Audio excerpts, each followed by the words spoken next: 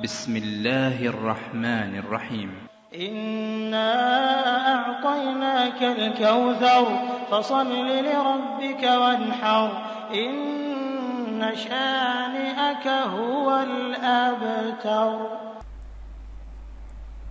আসসালামু আলাইকুম ওরহমতুল্লাহ। এখন আমরা আলোচনা করব মুনাজাত করার সুন্নত তরিকা। প্রিয় নবী সাল্লাল্লাহু আলাইহি সাল্লাম ও সাহাবা ইকরাম রাদিয়াল্লাহু তাআলা আনহুম আজমাইন ইজতিমাই ও ইনফরাদি দোয়া করেছেন, যা বিভিন্ন হাদিস দ্বারা প্রমাণিত। দোয়া কবুল হওয়ার জন্য সুন্নত তরিকা অনুসরণ করা অত্যন্ত জরুরি। দুনিয়ার অফিস আদালতে দরখাস্ত করার যদি নিয়মকানুন থাকে, তাহলে আহকামুল হাকিমিনের শাহী দরবারে মুনাজাত বা দোয়া করার কি কোনো নিয়মকানুন থাকতে পারে না? দোয়া করার সুন্নত তরিকা হইতেছে নিজের গুনাহের কথা স্মরণ করে কেবলামুখী হয়ে খুব কাকুতি মিনতির সাথে দোয়া করা। হিসনে হাসিন। তো দোয়া আরম্ভ করার সময় নিম্নে দোয়া দ্বারা আরম্ভ করা সুন্নত: আলহামদুলিল্লাহি রাব্বিল আলামিন ওয়াসসালাতু ওয়াসসালামু আলা খায়রি খালকিহি মুহাম্মাদি ওয়া আলা আলিহি ওয়া সাহবিহি আজমাইন। অথবা আল্লাহুম্মা আনতাস সালাম ওয়া মিনকাস সালাম তাবারাকতা রব্বানা ওয়া তাআলাইতা ইয়া যাল জালালি ওয়াল ইকরাম। আমাদের দেশে অধিকাংশ লোক আল্লাহুম্মা আমিন বলে দোয়া আরম্ভ করে। এটা সম্পূর্ণ সুন্নতের পরিপন্থী, কেননা এমনটি না নবী করিম সাল্লাল্লাহু আলাইহি সাল্লাম করেছেন, না সাহাবা ইকরাম রাদিয়াল্লাহু তাআলা আনহু করেছেন। দ্বিতীয়ত এর যুক্তিরও খেলাফ, কেন আল্লাহুম্মা আমিন হত হে আল্লাহ আপনি কবুল করেন, আমি তো এর আগে কিছুই প্রার্থনা করিনি, তাহলে আল্লাহ পাক কি কবুল করবেন?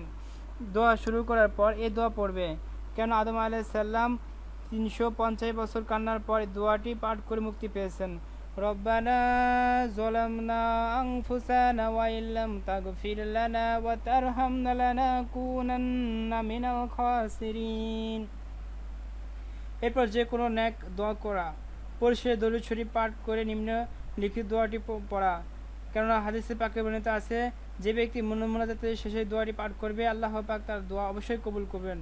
সুবহানা রাব্বিকা রাব্বিল ইজ্জাতি আম্মা ইয়াসিফুন ওয়া সালামুন আলাল মুরসালিন ওয়ালহামদুলিল্লাহি রাব্বিল আলামিন।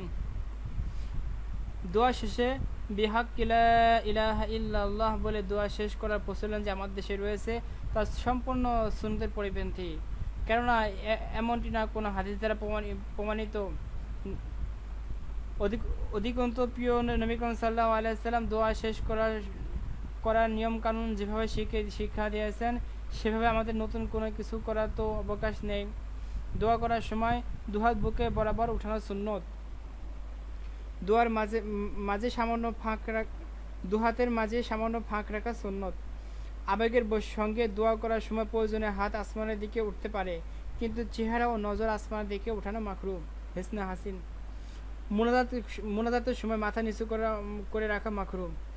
মুনাজাতের মাঝে মাঝে আমিন আমিন বলা এবং মুনাজাত শেষ করার দোয়া পাঠ করার পূর্বের মুহূর্তে একবার আমিন বলা সুন্নত।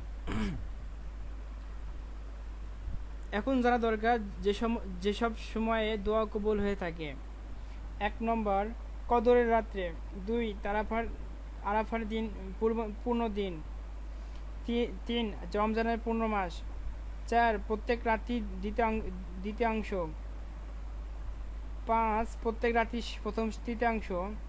6 প্রত্যেক রাত্রের শেষ তৃতীয়াংশের মধ্যভাগ। 7 প্রত্যহ সেহরির সময়। 8 জুমার রাত্রিতে। 9 জুমার পূর্ণ দিন। তবে জুমার দিন দোয়া কবুল হওয়ার জন্য বিশেষ কিছু মুহূর্ত রয়ে আছে, যে সময় দোয়া কবুল হওয়া নিশ্চিত, যেমন ইমামের খুতবা দেওয়া শুরু হতে নামাজ শেষ হওয়া পর্যন্ত। 2 জুমার দিন আসরের নামাজ হতে সূর্যাস্ত পর্যন্ত। হিসনে হাসিন।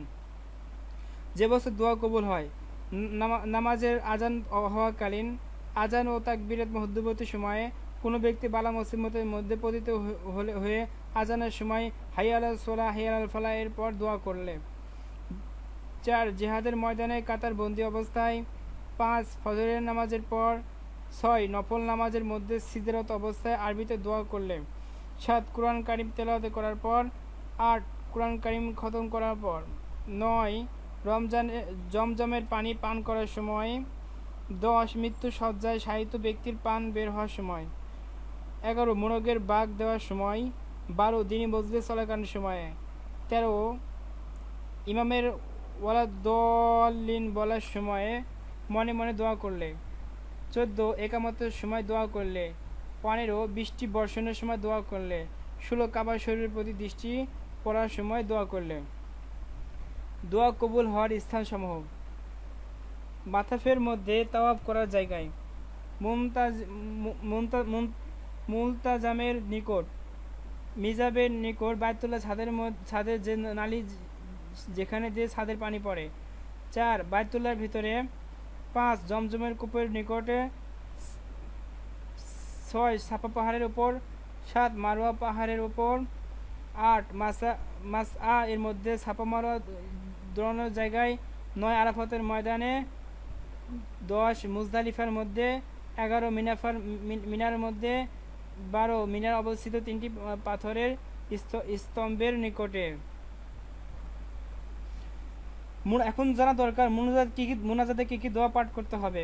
মুনাজাতের মধ্যে যে কোনো নেক দোয়া করা যেতে পারে, তবে এমন কিছু দোয়া হাদিসে পাক বর্ণিত আছে যার সাথে পাঠ করে আল্লাহ পাক যে কোনো দোয়া কবুল করে থাকেন, যা চা হয় তা দান করেন। তার মধ্যে একটি হচ্ছে ইসমে আজম।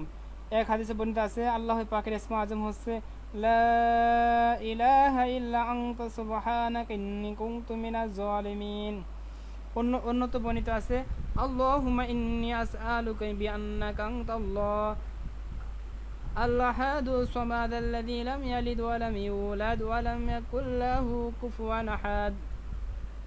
অথবা ইসমে আজম পড়া যেতে পারে আল্লাহুম্মা ইন্নী আসআলুকা বিআন্না লাকাল হামদু লা ইলাহা ইল্লা আনতা ওয়াহদাকা লা শারীকা বিল হান্নানুল মান্নান বাদিউস সামাওয়াতি ওয়াল আরদি ইয়া যাল জালালি ওয়াল ইকরাম। অতঃপর এটা পড়া যেতে পারে ইয়া হাইয়ু ইয়া কাইয়ুম ইয়া যাল জালালি ওয়াল ইকরাম ইলাহুকুম ইলাহু ওয়াহিদ লা ইলাহা ইল্লা হুয়ার রহমানুর রহিম আল্লাহু লা ইলাহা ইল্লা হুয়াল হাইয়ুল কাইয়ুম। জাযাকাল্লাহু খাইরান। আমাদের পরবর্তী আলোচনা শোনার জন্য আমন্ত্রণ রইল। আসসালামু আলাইকুম ওয়া রাহমাতুল্লাহ।